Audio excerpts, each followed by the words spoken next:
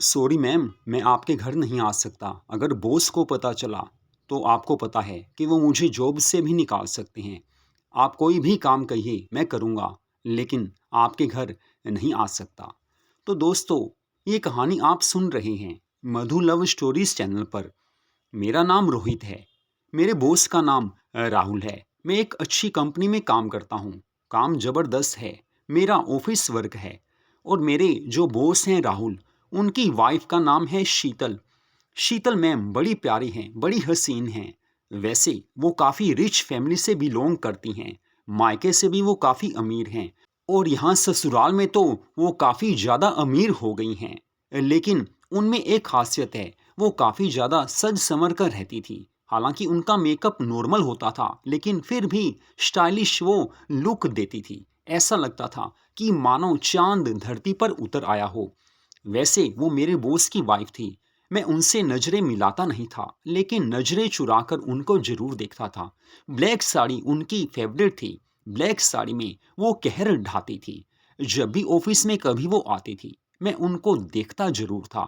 हालांकि मेरी उनसे ज़्यादा बात नहीं हुई थी, क्योंकि हम ठहरे नॉर्मल फैमिली से मैं बिलोंग करता हूँ। हम मिडिल क्लास के लोग हैं, और हाई क्लास के लोगों से हम वो दोस्ती नहीं कर सकते। ना हाई क्लास और मिडिल क्लास में दोस्ती हो सकती है। वैसे भी वो मेरे बॉस की वाइफ थी, तो मैं चोरी चोरी उनको देख लेता था। हालांकि उन्हें पता था कि मैं उन्हें देखता हूँ। फिर भी मैंने कभी उनसे ऐसा कुछ नहीं कहा कि जिससे उनको बुरा लगे या मेरी नौकरी पर कोई आंच आए, क्योंकि मुझे नौकरी करनी थी। पैसा जिंदगी में जरूरी होता है। अगर मैं कुछ उल्टा सीधा करूँगा, कोई उल्टी सीधी बात उनसे करूँगा, तो हो सकता था कि राहुल सर मुझे नौकरी से निकाल देते। तो मेरे मन में तो काफ़ी था, लेकिन क्या करें, मन की बात मन में ही रह जाती है। और मुझे पता था कि 1-2 साल में मेरी भी शादी हो ही जाएगी। घर वाले लड़की देख रहे थे, लेकिन मैंने रोका हुआ था कि अभी नहीं, अभी कुछ पैसा कमा लूँ। क्योंकि दोस्तों, पैसा ज़रूरी है अपनी वाइफ को खुश रखने के लिए। केवल प्यार नहीं, पैसा ज़रूरी होता है, क्योंकि आजकल की जो लड़कियां होती हैं, वो सिर्फ प्यार से पेट नहीं भरती, पैसा उन्हें ज़रूर चाहिए। अगर हम वाइफ के ऊपर पैसा खर्च नहीं करेंगे, तो उनका मन कहीं और जा सकता है। जी हाँ, यही होता है। प्यार ज़रूरी है, पैसा भी ज़रूरी है। लड़कियां भी क्या करें, बिना पैसे के ज़िंदगी नहीं चलती। तो मैंने यही सोचा था कि कुछ पैसा कमा लूँ, फिर शादी के बारे में सोचूंगा। तो बात हो रही है शीतल मैम की। उनको मैं शीतल मैम ही कहता था। काफ़ी प्यारी थी, काफ़ी हसीन थी। एक बार मौका कुछ ऐसा मिला, उनका बर्थडे था, और मुझे पता था कि मुझे तो वो बर्थडे पर बुलाएंगी नहीं। ना सर बुलाएंगे, ना वो बुलाएंगी, क्योंकि उनका बर्थडे जब भी मनाया जाता था, वो हाई क्लास के लोगों को बुलाते थे। मेरे दिल में तो था कि मैं भी उनके बर्थडे में जाऊं, लेकिन बिना बुलाए जाया नहीं जा सकता। तो बस मन की बात मन में ही बैठी हुई थी। क्या करें, कुछ किया नहीं जा सकता। लेकिन कहते हैं कि जब किस्मत साथ देती है, तो आसमान की ऊंचाइयों को इंसान छू सकता है। कई बार आम लोगों के सपने भी पूरे हो जाते हैं। मेरा सपना भी पूरा होने जा रहा था। शीतल मैम का बर्थडे मंडे को था, और संडे को सुबह मुझे फोन आया राहुल सर का। वो कहने लगे कि रोहित कैसे हो। मैंने कहा सर ठीक हूँ। वो कहने लगे कि बस कल शीतल का बर्थडे है, आपको आना होगा। अब मुझे उनकी बात सुनकर काफ़ी हैरानी हुई, क्योंकि कई बार उनका बर्थडे मनाया जा चुका था, लेकिन मुझे किसी ने नहीं बोला था। हालांकि ऑफिस में और भी जो स्टाफ था, किसी को इनवाइट नहीं किया जाता था। लेकिन उस दिन किस्मत कुछ ऐसी चमकी कि दोपहर में शीतल मैम का फ़ोन भी मुझे आ गया। पहली बार जिंदगी में ऐसा हुआ था कि उनका फ़ोन मेरे पास आया हो। वो कहने लगी कि रोहित जी, आपको इनविटेशन तो मिल गया होगा, लेकिन मैं स्पेशली आपको बोल रही हूँ कि आप मेरे बर्थडे में ज़रूर आना। दिल से कह रही हूँ। बस उन्होंने ऐसा कहा, तो मैंने कहा मैम ज़रूर आऊँगा, जब आप बुला रहे हो तो मैं क्यों नहीं आऊँगा। आपने कहा तो हम आपकी बात ज़रूर मानेंगे। इतना कहकर उन्होंने फ़ोन रख दिया था। मैं तो ऐसे खुशी के मारे उछलने लगा कि जैसे मुझे चाँद मिल गया हो। चाँद का दीदार कल होने ही वाला था, क्योंकि मेरे लिए शीतल मैम एक चाँद ही थी, जिसे कोई छू नहीं सकता, सिर्फ दीदार किए जा सकते हैं। तो मेरी किस्मत चमक पड़ी थी। अगले दिन यानी कि मंडे को सुबह मैं ऑफिस में नहीं गया, क्योंकि ऑफिस में छुट्टी थी। शाम को ठीक 7 बजे मैं उनके बर्थडे सेलिब्रेशन की जगह पहुंच गया था। बड़ा अच्छा होटल था, काफ़ी कॉस्टली वहाँ का सब कुछ था। होटल में मैं गया तो उस समय शीतल मैम सामने नहीं थी, राहुल सर थे। वैसे काफ़ी लोग उनके आस-पास थे क्योंकि अमीर लोगों की पार्टीज़ ऐसी ही होती हैं। हम आम लोग उनके आस-पास जा भी नहीं सकते, लेकिन शायद ये मेरे मन का वहम था। मैंने आगे जाकर देखा तो राहुल सर मुझे मुस्कुराकर देख रहे थे। हाय हेलो हुई, मैं उनके पास गया। हालांकि जो गिफ्ट मैं शीतल मैम के लिए लेकर आया था वो मैंने उन्हें नहीं दिया।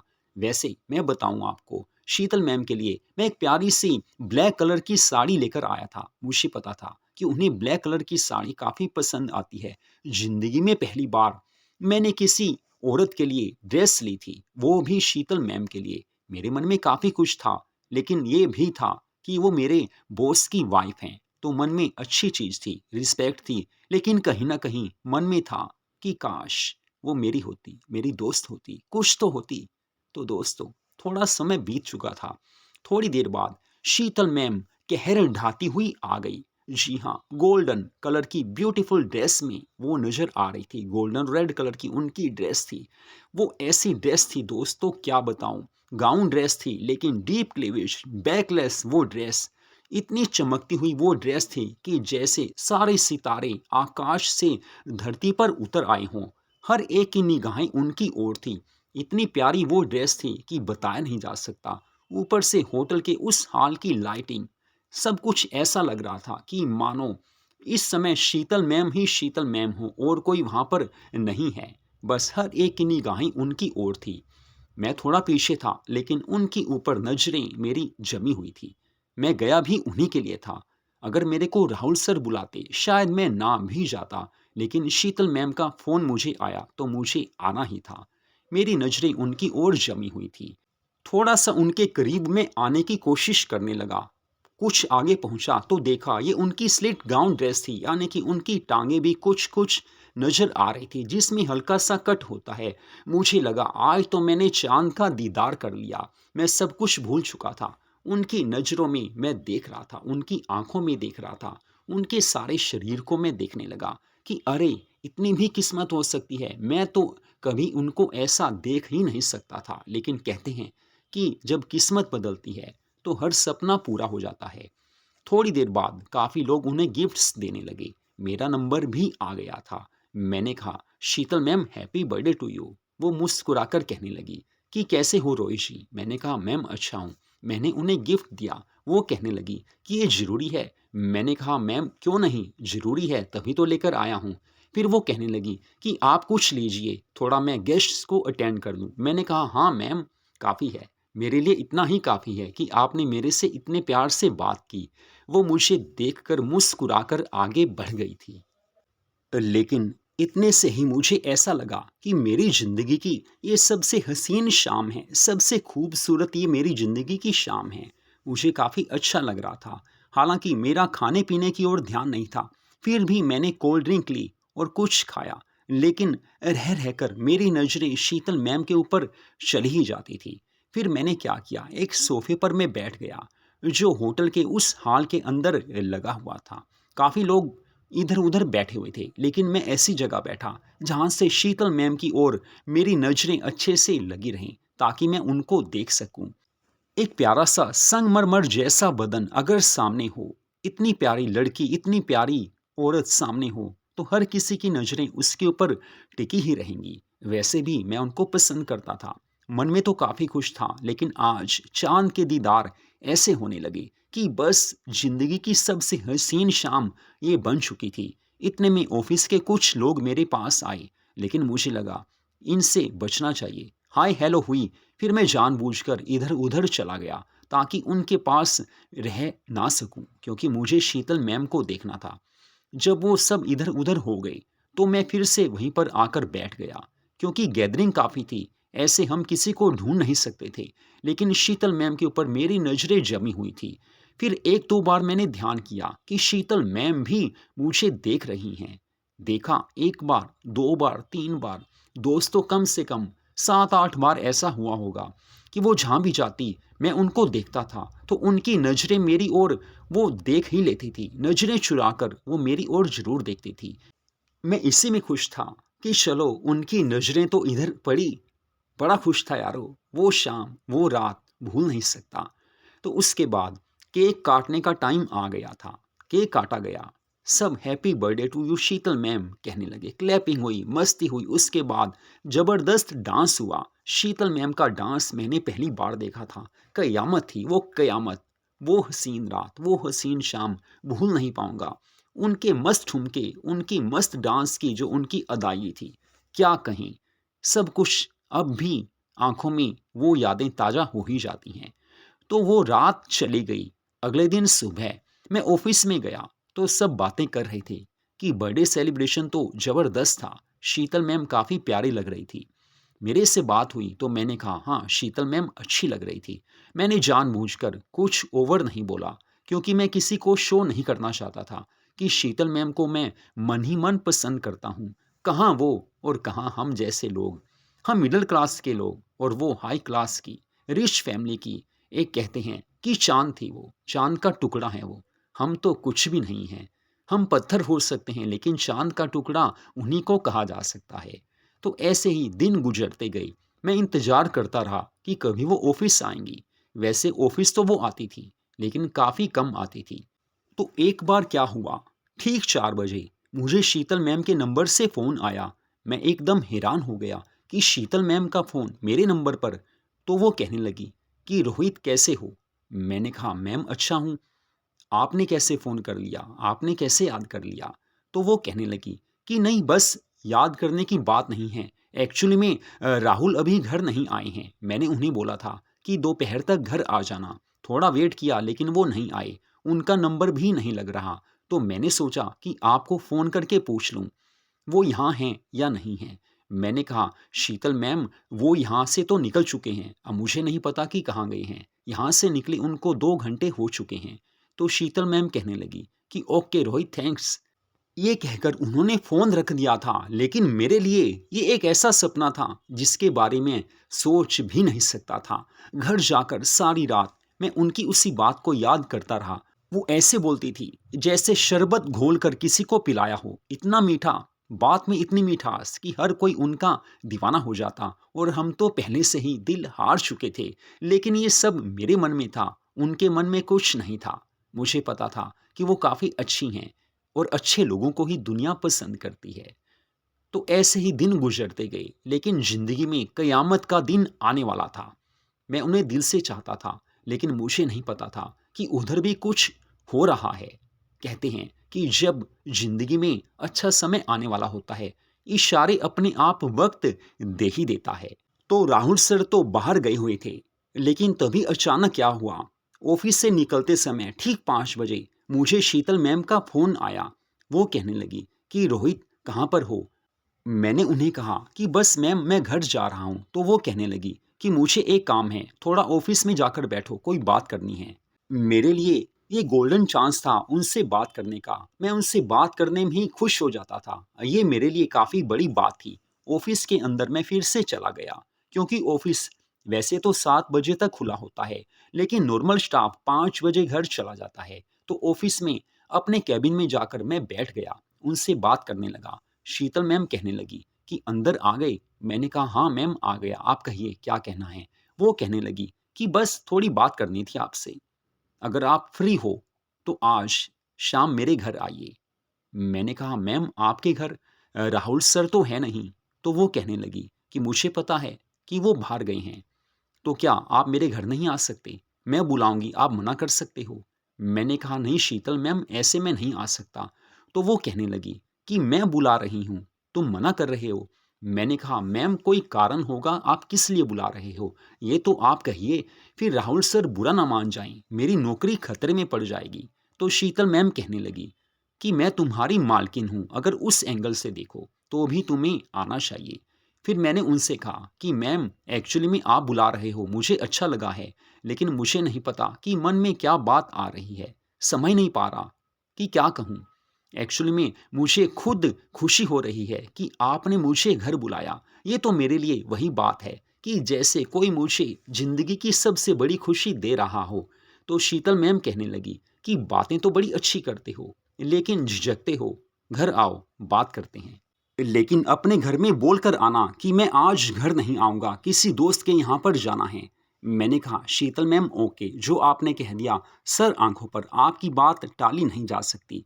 उन्होंने फ़ोन रख दिया था। इसके बाद मैं तो ऐसे खुशी के मारे उछलने लगा कि जैसे आज कुदरत मुझ पर मेहरबान हो चुकी है।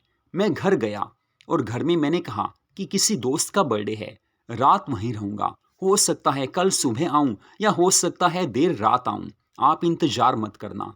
तो घर में मैंने बता दिया था। घर वाले कहते ध्यान रखना। मैंने कहा ओके। उसके बाद मैं शीतल मैम के घर आ गया था। मैंने डोरबेल बजाई और जब उन्होंने गेट खोला तो मैंने क्या देखा, शीतल मैम वही ब्लैक कलर की साड़ी डालकर सामने नजर आ रही हैं जो मैं उनके लिए गिफ्ट लेकर आया था।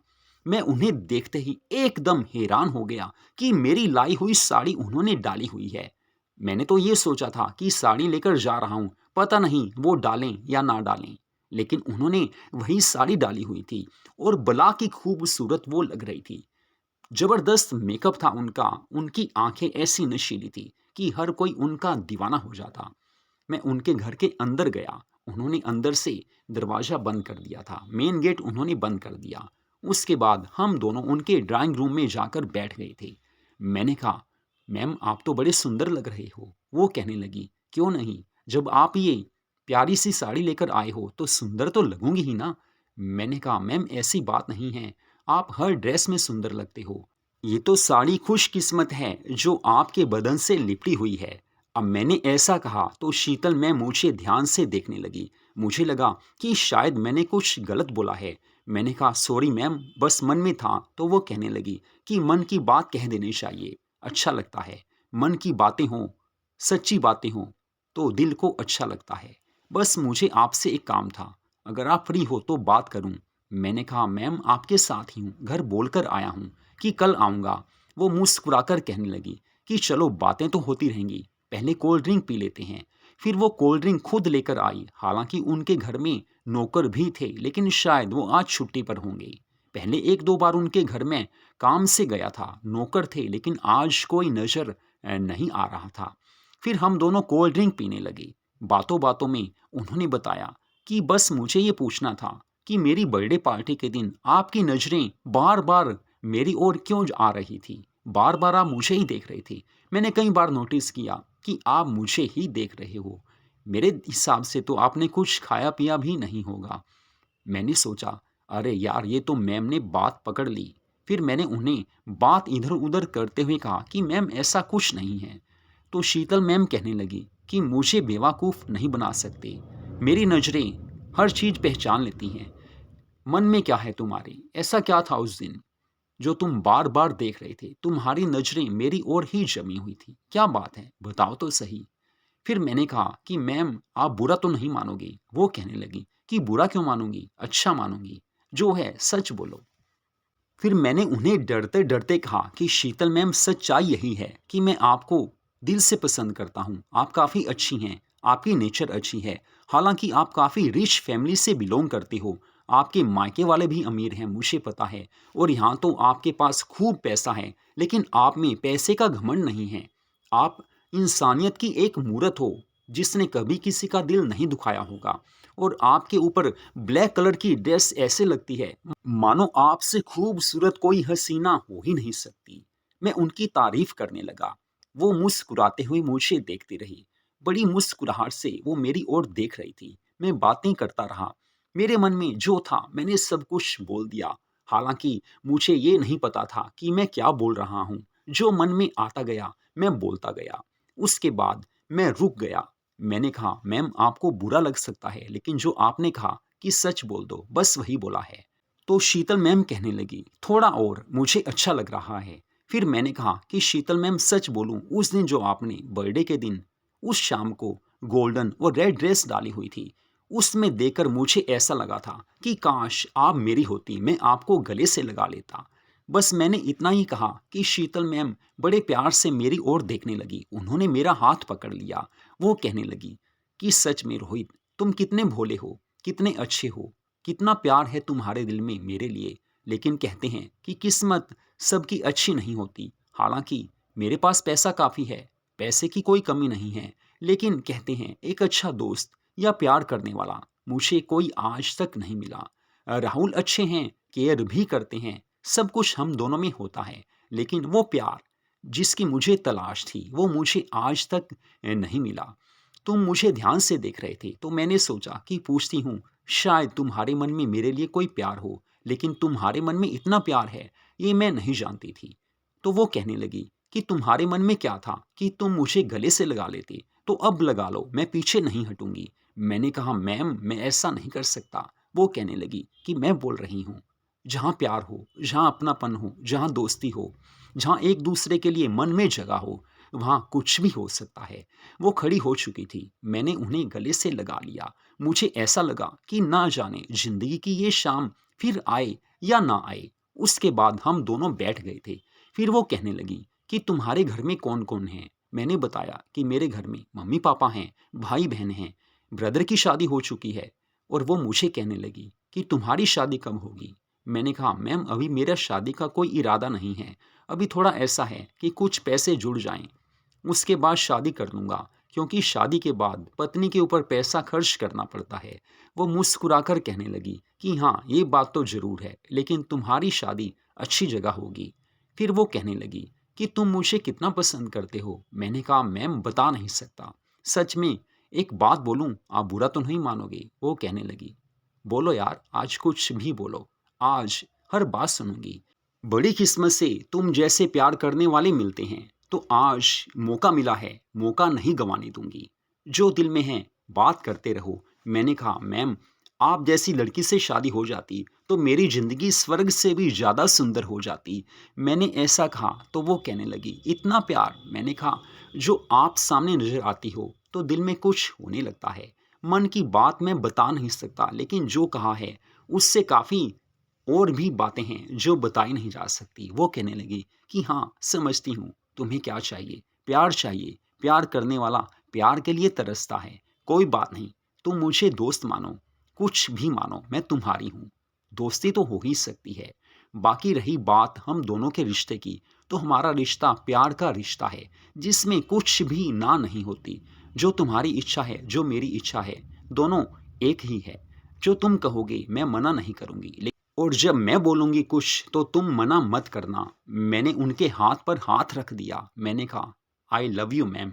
वो भी कहने लगी लव यू टू रोहित। तुम बड़े अच्छे हो, संस्कारी हो, तुम्हारे मन में जो कुछ था तुमने पवित्र भावना से बोल दिया। बस ऐसे लोग मुझे पसंद आते हैं। मेरे पास पैसे की कमी नहीं है, लेकिन प्यार की कमी है। प्यार देने वाला कोई मुझे नहीं मिला। पैसे से प्यार नहीं खरीदा जा सकता। मैंने तुम्हें होटल में देखा तो मैं समझ गई थी कि ये इंसान मेरी जिंदगी में खुशियां लेकर आ सकता है। बाकी रोहित, मेरी दोस्ती में हमेशा ये सोचना कि मैं कभी कोई बाउंडेशन नहीं लगाऊंगी। मुझे छोड़ना हो, दोस्ती तोड़नी हो, कभी भी तोड़ सकते हो, मुझे छोड़ सकते हो, लेकिन एक बार बता जरूर देना। मैंने कहा शीतल मैम आप क्या बोल रहे हो। आपके साथ दोस्ती करके मैं तोड़ने की बात सोचूं, ये तो सपने में भी नहीं हो सकता।